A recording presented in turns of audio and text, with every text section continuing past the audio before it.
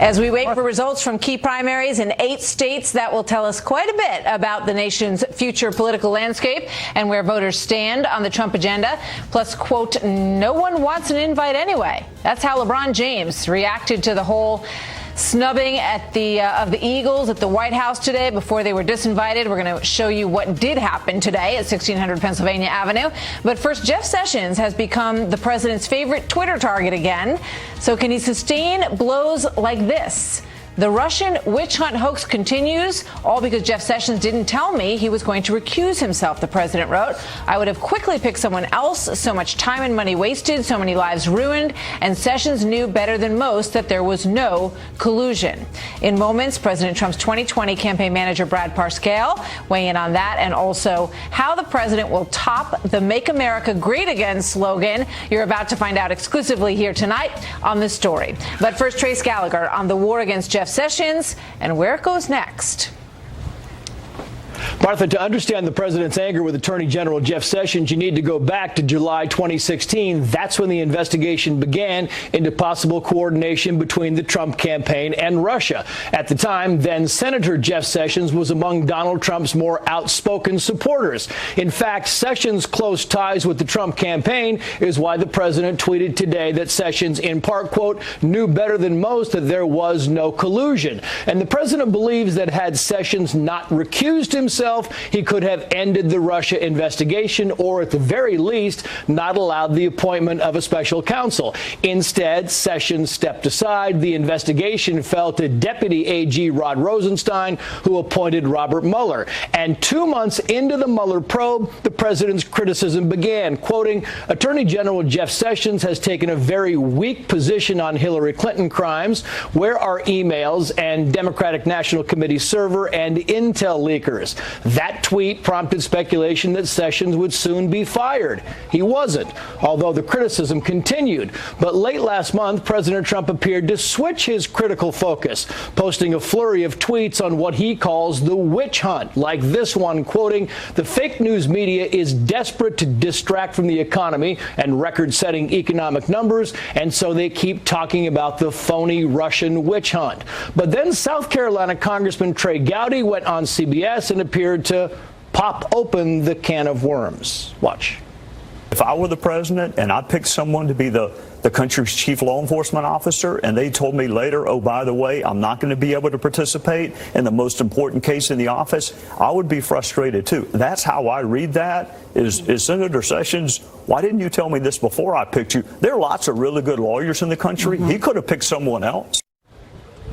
Yeah, the president responded by quoting Gowdy and adding his own dagger, quoting, there are lots of really good lawyers in the country. He could have picked someone else, and I wish I did, added the president. And yet the White House says no personnel changes on the horizon. In other words, Sessions remains the AG. Martha. Interesting tale. Trace, thank you very much. My next guest is part of the president's inner circle. Brad Parscale was often cited as one of the masterminds behind President Trump's victory, serving as the campaign's digital director the last go-around. Now he is taking the helm as President Trump's campaign manager for 2020, and he joins me now with an exclusive announcement that we will get to in just a minute. Brad, good to see you. Thanks for being here tonight. You listened to Trace's reporting there. How difficult does that kind of stuff make your job in terms of the tweets, the Jeff Sessions issue? No, I mean, I don't think that makes my job any more difficult. Look, I had a relationship with Jeff Sessions over the campaign. As you know, I was one of the very first people on the campaign, was there since February of 2015. It's a disappointment for myself as well. He knows as much as I do that there was no collusion. He was there. He was around. It wasn't like he was in there making large decisions, but he was watching. And so it's a disappointment. I 100% think that President Trump would have known that he was going to recuse himself. He would have chosen someone else, someone that could have made sure that we could move on from this. Do you think he should resign? No, I don't think it's about that. I think we have to finish the job at hand now. I think we need to get past this as a country. I think when the final reports come out and they say there's no collusion with Russia, that we ran a legitimate campaign, the president is legitimate, president of the United States, and all these things finally come to conclusion because of all the political part behind of it, then the president will make a decision he wants to, and I have complete faith that he'll make a great decision that's best for this country. I always find it interesting talking to you because you ran the whole digital side of the campaign, the advertising in these remote places where you hadn't seen voters turn out the way they did during the Trump campaign. So I know it's especially frustrating for you to hear that, the Russians sort of somehow managed to throw the campaign to President Trump. And in terms of what they were doing, right? Didn't you intersect at some point if they were, putting all these ads out on Twitter and Facebook, and you're doing the same thing? It's like saying a light rainstorm in one part of the city flooded the entire city. It just doesn't happen.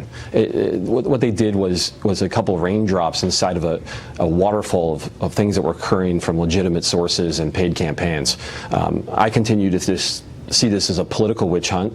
The president is 100% right with all that. And regardless of what some people maybe have done 10 years ago, it doesn't matter. The campaign was run every day as a legitimate campaign. So I thought it was very interesting. Ben Rhodes just wrote a book, and in the book he says that President Obama said to him that when he was asked to go to Michigan to campaign in October, that he knew something was up. Yeah. Well, I mean, I think the final answer was when she canceled her firework display. But yeah, I think they all started scrambling at the end. I think we just had better data. I mean, they just hadn't run an operation that was sophisticated for that time period of what we know now. I mean, the kind of things the Republican National Committee can tell us now, the way we can see the future of how voting scores are going to happen, we were able to make really smart decisions, and we did that. So there's a couple areas that people say are potential vulnerabilities for the president. Suburban voters, suburban women in particular, outside of some of the nation's big cities, who ended up voting for President Trump, and whether or not they're going to do that this time around. Blue-collar voters, the forgotten men and women of America that the president talks so much about. You say that the data so far looks really good.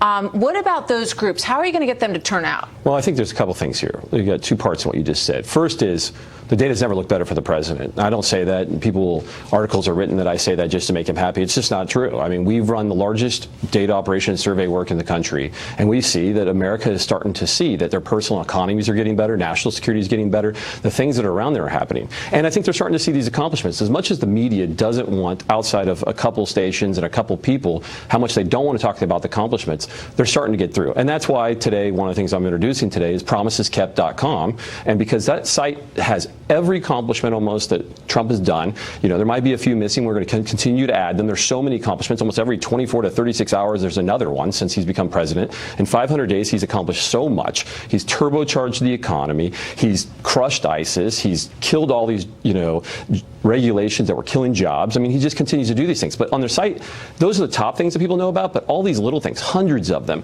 people can go through and see. The media doesn't talk about those things. And I think when suburban people see that and they see this personal economy, that improvement, that they can put their kid in ballerina class, they can buy a new car, they can do these things, it's going to have a significant impact. Yeah, and I think people do care, first and foremost, about how they are doing, and not as much about some of these issues that we hear a lot about. But again, back to the message, does it frustrate you as the person who's in charge of the message going forward when it gets mucked up with, all of this stuff about Jeff Sessions? Because there are, people in some of these suburban areas who are watching all that, and they're kind of wondering whether or not the wheels are coming off. I think one of the most interesting things, as you know, before this, I was not very political. I didn't work in politics. I worked in corporate America. And coming into Washington, D.C., you really learn what a bubble is. And I think that people see so much different view here than the American. When Americans coming home in suburban Philadelphia, they're saying, how am I going to, pay my car payment? How am I get my kid to soccer camp tonight? The noise level is a lot less, and what they really feel and what they go vote for is the things that really affect them. And the DC and the media can spin up all these stories they want, but what's funny about it, the more they do it, the more Trump continues to rise. All right, so let me ask you this before I let you go. I know you've been talking a lot yourself about Apple and news, and Apple picking out what news is right for you based on the other things that you're interested in, which tells me that that's one area that you are concerned about in terms of messaging. Well, I will tell you that I've been very frustrated that a small section of people in Northern California, probably one of the most liberal portions of America, is somehow trying to dictate what the rest of America can consume, who can be the voice. And it really worries me. It worries me that possibly 3 to 4 executives have enough control to control exactly what you read, what you listen to, what you see. And I think that can have a biased opinion on people. And I think that what we need to do is have an open area, and I think of freedom that You can consume all types of content and make the decision yourself. I believe that most people in America, if they see both sides, will make the right choice. Yeah. I think some people really need to be so aware of the messages that are being sent to you through your phone and everywhere else. You just want to understand that a lot of them are being sent to you intentionally. Before I let you go, I talked about Make America Great Again. Is promises kept the slogan for 2020? No. I mean, Mr. Trump has continued to talk about keep it great, keep America great. But, promises kept right now is one of the kind of sub-slogans. And what that means is he made promises and he's keeping them. And what you can do is log on this website, promiseskept.com, and you can see that each and every promise he's made, which is hundreds of them. I mean, one nearly every 36 hours he's trying to keep. More promises kept than probably any president in the history of this country. You think Dennis Rodman's a good person to help represent America in the North Korea summit? Yeah, he was a good rebounder for the Bulls. That's all I know. You could be a good rebounder for the Bulls. You're talking. Brad, thank you. Good to see you. Thank you very much. Thanks for being here tonight. Thank you. So up next, last-minute votes are being cast now in 8 states for primary elections, but there is a lot of attention on California. The so-called jungle primary could really shake things up come November. We will talk to a Democratic California congressional candidate who was told by the party leaders in the Democratic Party there that he was too brown to win in California. Then our own Tucker Carlson, who hails from the Golden State, joins me on the civil war that is brewing in California. Also tonight, Bill Clinton tries to fix the damage. But perhaps when you're in a hole, it's best to stop digging. Bill Bennett joins me on that next. The truth is, the hubbub was I got hot under the collar because of the way the questions were. So the polls are closing soon in some of the key primaries across the country. We're keeping a close eye on several critical races in 8 states tonight as the balance of power in Congress is up for grabs, as you know. In California's 48th district, which is a pretty crowded field, many of them are in California tonight, Democrats are vying for Republican Dana Rohrabacher's seat, who held it since 1989. He's been there. One of those candidates, Omar Siddiqui, was reportedly told by party officials that he was, quote, too brown to win there. Here now, the Democratic congressional candidate for California's 48th district, Omar Siddiqui. He is also an FBI National Director of Special Projects and is a former advisor with the CIA on counterterrorism issues. Omar, thank you very much for being here tonight. It's good to have you here. Did that really happen? What happened?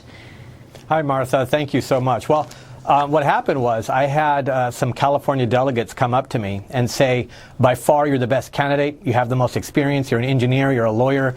You have government experience. You've worked with the FBI. But you know what? The name Omar Siddiqui will not work in Orange County.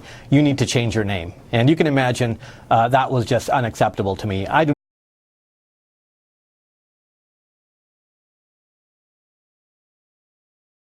but rather the content of my character. Did you call these people out by name?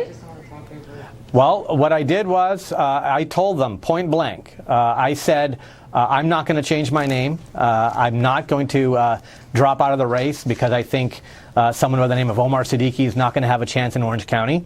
And I moved forward, and we ran an excellent campaign, a clean campaign, and we did very well. So I'm very excited about the results that are going to come out tonight.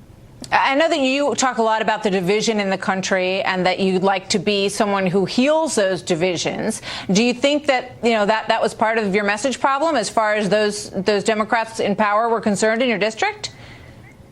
I love that. Well, the Democratic Party is supposed to be the party of the underrepresented and the party of the marginalized. During the course of our campaign, we knocked on thousands and thousands of doors. And one thing was a recurring theme was that the underrepresented communities were not getting any attention, point blank.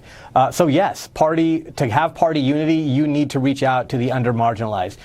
We needed to make sure that we had all races, all cultures. They are a significant portion of our constituency here in Orange County.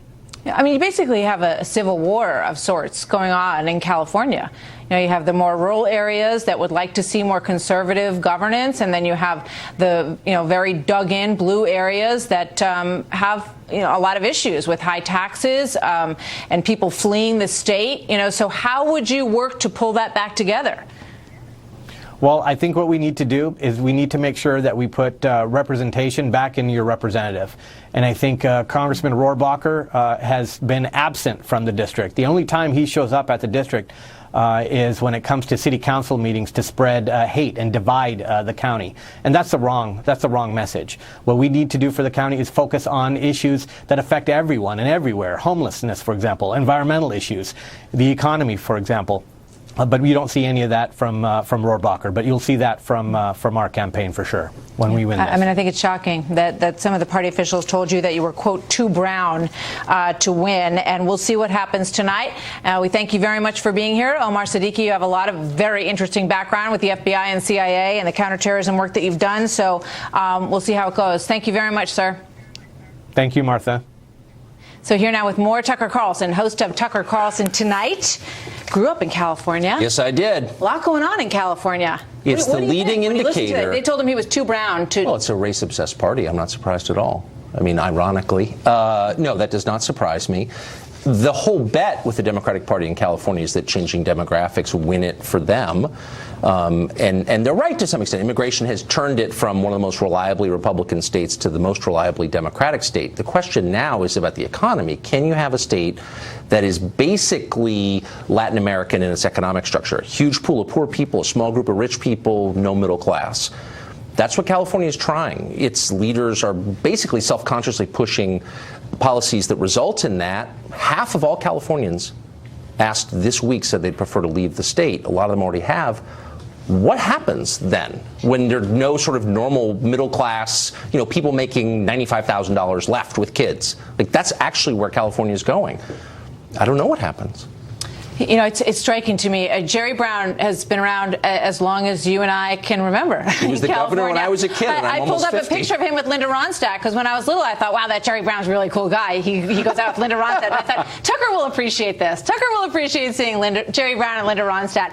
But, all the young people on our staffs, they look at pictures of Jerry Brown today, and they go, wow, who's the old guy who's the governor of California? Well, he is old. But he has made an indelible mark on the state over all these years. That sure. And now, it's the first time in 20 years that there's an open governor's race in California. And his father before him, Pat Brown. That's Edmund right. Pat Brown. Yeah.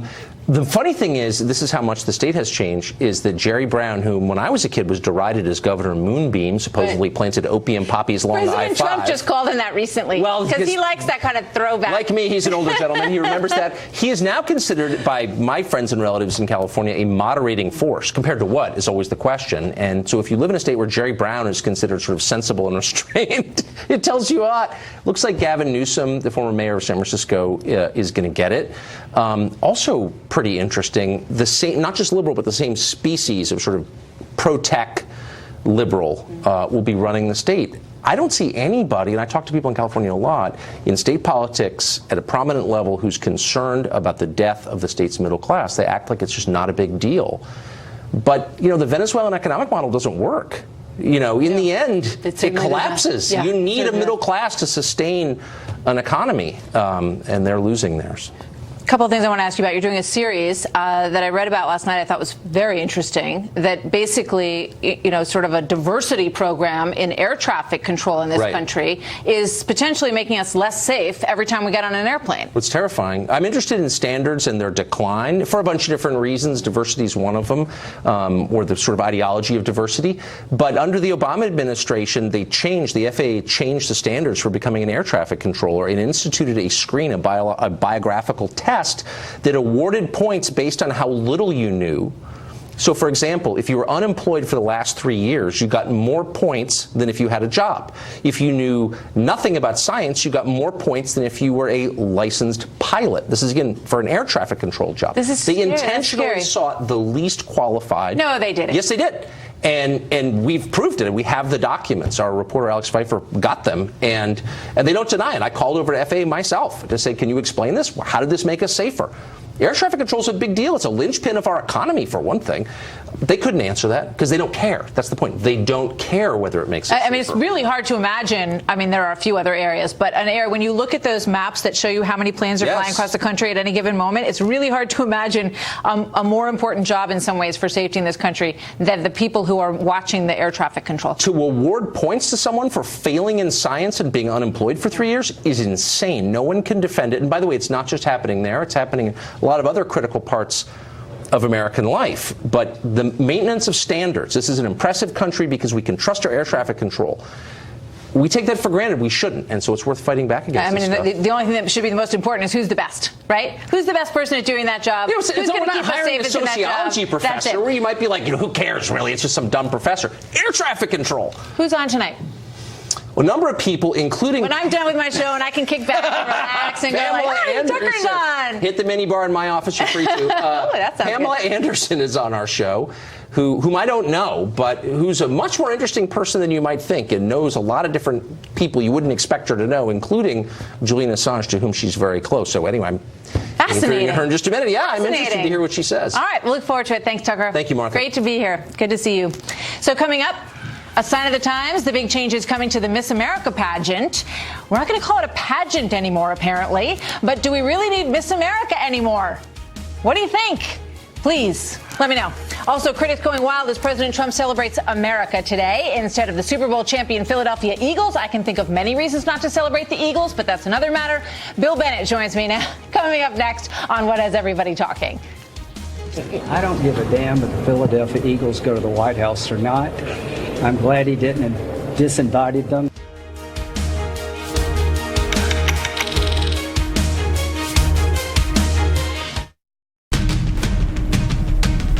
The animating question for me is always, what's going to happen next? If people sense that you're not pushing an agenda, you're not pulling your punches, they're going to rely on you. It's a commitment to the truth. One of the advantages, I think, of having been in this business so long, you're able to detect what is real, what is important, and what's just political noise. Fox News Channel on Sirius XM. Your favorite shows on Channel 114. Plus, every story, every 15 minutes. Fox News headlines 24/7. Channel 115. Look, if this wasn't a political stunt by the Eagles franchise, then they wouldn't have planned to attend the event and then backed out at the last minute.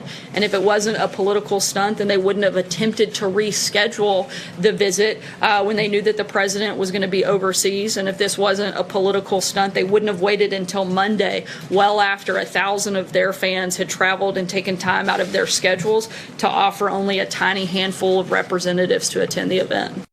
That pretty much says it all, right? Press Secretary Sarah Huckabee Sanders accusing the Philadelphia Eagles of pulling a publicity stunt, one that prompted the president to call off the Super Bowl champions' visit to the White House altogether after the team said that probably only a handful of players and a mascot would be attending the Rose Garden celebration. So instead, the president held a, quote, Celebrating America event. Here's what that looked like.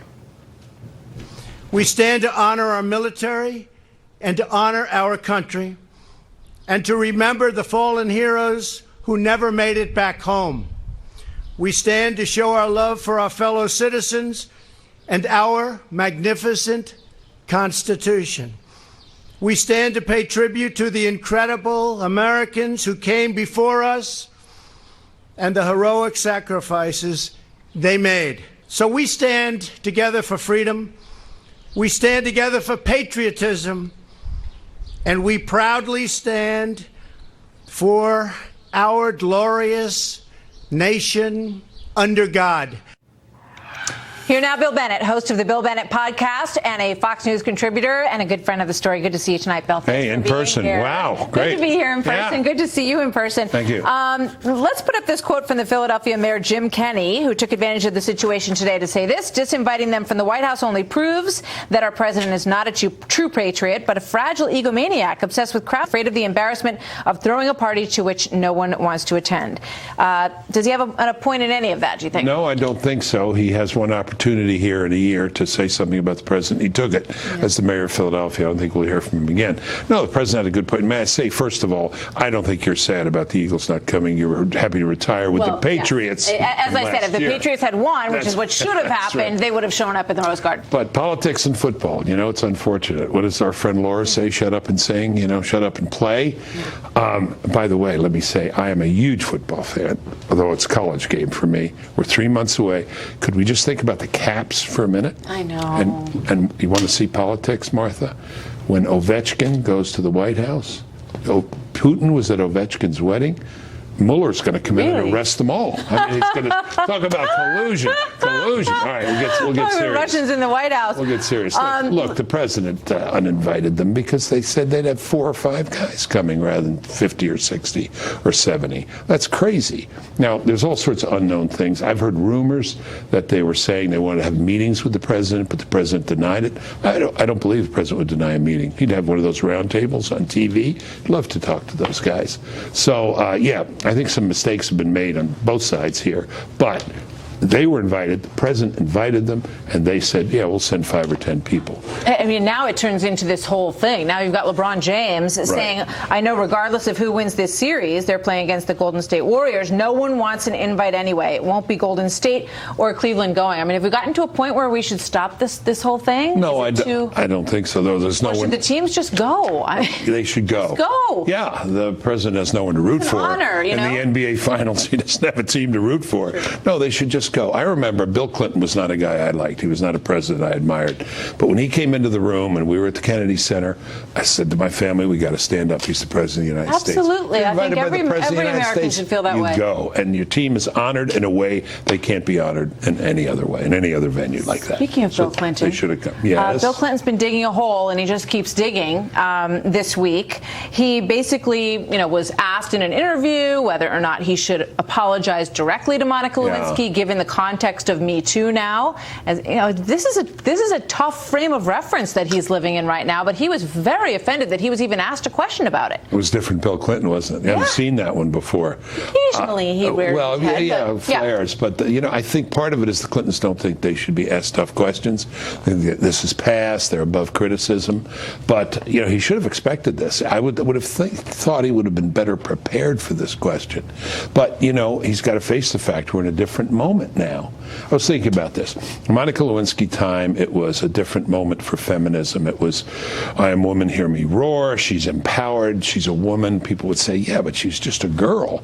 No, she's a woman. She can make her own decisions. Now Monica is coming to a realization. Maybe I was taken advantage of. You sure were taken advantage of. You're also implicit in what you did.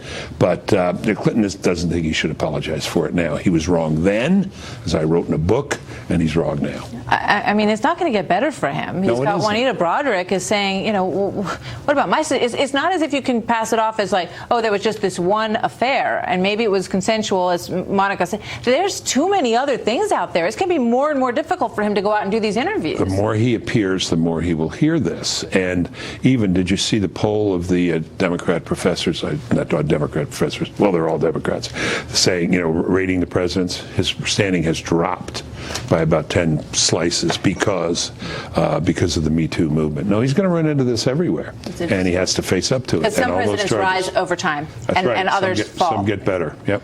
Bill Bennett. And some should disappear. Observer of all things having to do with values and presidents and football and all those good things. Bill, thank you. It's always good to see you. It's America. Great to have you here tonight. Thanks for being here. Great to see you in person. So coming up, new details just in on the surprising, what a shock this was this morning. Fashion designer and icon Kate Spade. Plus, citing a new era for women, Miss America says that they will scrap the signature event, the swimsuit competition. But should the beauty pageants even still exist, really, in this day and age? We're going to talk to our own Shannon. So, developing this evening. Tonight, they are calling it now a competition and not a pageant. That is the new motto of the Miss America organization, which announced today that they are banishing the signature bikini portion of the pageant. Instead, contestants will now take part in a live interactive session with the judges, and the organization is also getting rid of the evening gown portion of the competition. What is going to be left? Telling women that they should wear whatever makes them real comfortable. I think some people would show up in sweatpants in that case. Is this enough, or is this changes that shouldn't be happening? Shannon Bream, our good friend, joins us tonight. It's so great to be here with Tucker and Shannon and all these great people. She's Fox News at Night, of course, and a former Miss America contestant. Yeah. Miss Virginia, Miss Florida. I know you did not want to show any pictures of you from the pageants tonight, but let me tell you something. We might have found some. I don't know. No, Shannon is gorgeous, and you won those contests for a very good reason, because you had it all going on. But it's very interesting to look back and see those. And I want to ask you this. So why do you not want to show them? You know what I mean? What does that say about where It's so you funny are because with it was such a different time in my life, and I'm completely proud of it. I love it. The Miss America pageant for me was a godsend because I won scholarship money through that put me through school, undergrad, and a lot of my law school as well. And I didn't come from a family that had a lot of money and a lot of means. We were hardworking, a teacher, and my dad was a cop. And so for me, this was a really fun way to stretch myself. It was terrifying at times, but it really paid for school for me. So it was a great experience for me. I'm not sure anyone wants to see my swimsuit pictures now. Oh, please. Let me tell you something. I was from New Jersey where pageants were really not that big, but to win Miss Florida and Miss Virginia, with all the gorgeous girls in Florida and Virginia, so, you did really, really well with it. But, I do have to ask myself, are we past this whole thing as a society? As women, is this really, is there another way to have a good scholarship contest in this country rather than do this? Or it should all be about, okay, they're gorgeous, just like The Bachelor and all the other stuff that's on TV. There's merit in beauty, and that's a special, attribute as well. Well, it's interesting because Miss America started out years ago in the 20s on the boardwalk there in New Jersey, in Atlantic City. It was a swimsuit contest that the Chamber of Commerce, the local business people came up with to keep people in town for another week or two around Labor Day. It was a really big event, and it's evolved over time, so it's not just about swimsuit. Then they added talent and interview and evening gown and all these other things. Swimsuit now is still just a very tiny portion. It's going away completely, but it becomes such a small portion.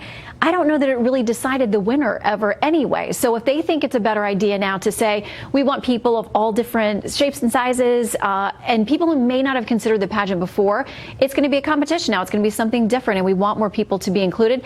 I think that's interesting. I'm all about tradition, and when I competed, it taught me a lot about taking care of myself, cleaning up my college diet and learning how to work out.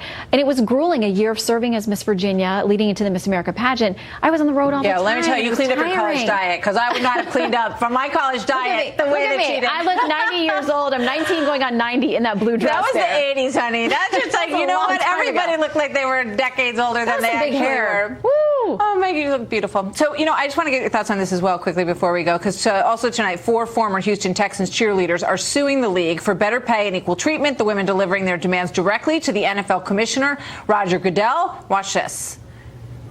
We hope that by delivering this letter to Roger Goodell today, that he takes this seriously and understands that we just want to be respected and treated fairly and compensated properly for the work that we do. They're all someone's daughters. They work hard.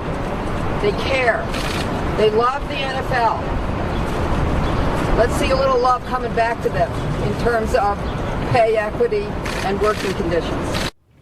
Gotta love Gloria Allred. But there again, it's like, do we need cheerleaders on the sideline cheering? Is this something that women should be aspiring to at this stage of the game? Also in my past, I used to be a labor and employment lawyer, so I think this is a really interesting case. Yeah. Now, you can't talk about equity with the players. Yes, they're making millions of dollars a year, but they're also bringing in millions of dollars a year. Those are the reason that people are buying tickets or to come to see them.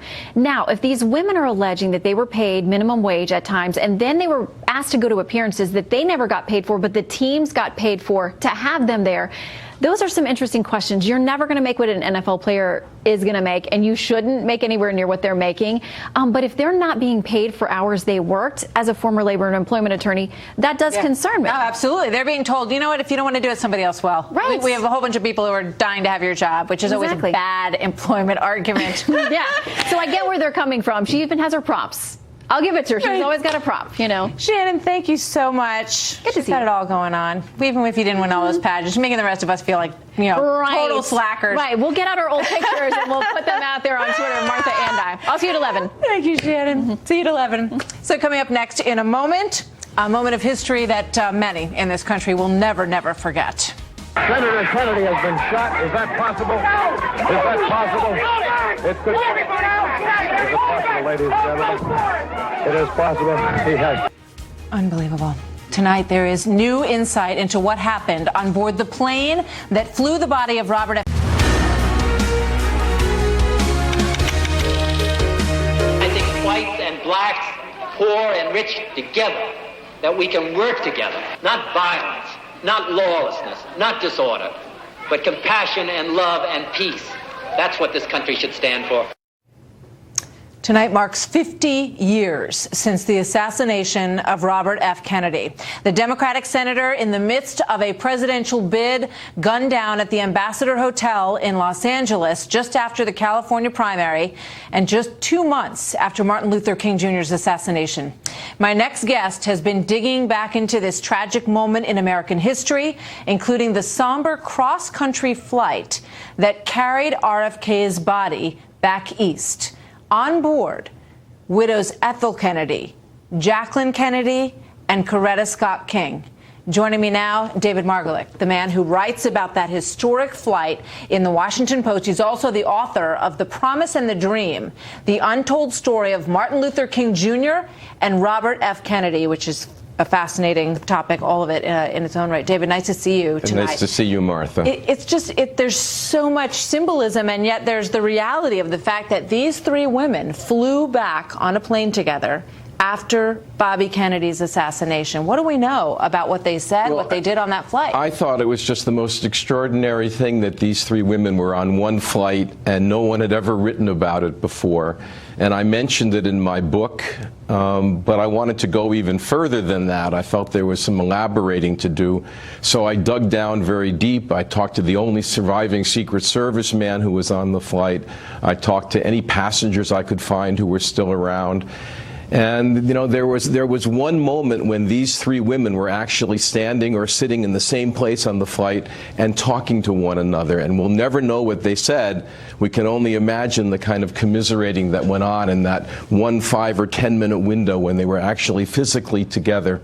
I mean, clearly they shared something that no other women, no other people could share, the horrific tragedy. And you talk about the tragic sense that plane bore across the country with these three women on it.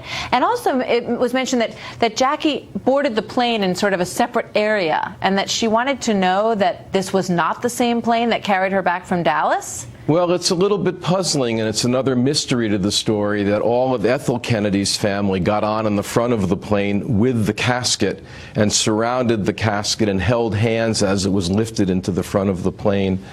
And Jacqueline Kennedy entered from the rear. For whatever reason, she wasn't part of the family unit. She sort of went in there and made a very separate entrance. She got on the plane, as you say, only after she was assured that it was not the same Air Force One. There are several different Air Force Ones. She had to be assured that it was not the same one that had brought her back with her husband's body from Dallas. And there was one moment when she wouldn't get out of the car, actually, until she got that assurance. And what about the relationship of RFK Jr., who helped get Martin Luther King out of jail at one point, but then also approved the wiretaps on him? Well, it's a very complicated relationship. You know, I have a story in the New York Times this afternoon about the song Abraham, Martin, and John. And we like to think that these three guys are tied together forever, the two Kennedys and Martin Luther King. But their relationship was much rockier than that and much more complicated than that. They were dependent on each other. They resented each other. They interacted all of the time, not literally directly. I mean, there's very little correspondence between them. There's not even really a good photograph of Martin Luther King and Robert Kennedy alone together. I mean, they kept their distance from one another, but they were vital to one another's interests, and they were completely interdependent, really. And that's the story in the book that I was exploring. Just before I let you go, you say we have to be careful not to canonize him. We should resist the temptation to canonize him, Robert Kennedy Jr. Well, I think we should resist the temptation to canonize anybody, because very few people are saints. And Robert Kennedy is more interesting, in fact, because he wasn't a saint and because his attitudes toward race and King and all of this stuff varied and evolved over the years. And he had his moments, he had his relapses, he was tolerant, he was intolerant. He was interesting. He was real. The book looks fascinating. David, thank you so much for being here. Thank you, Good Martha. To see you tonight. We'll be right back with more of the story.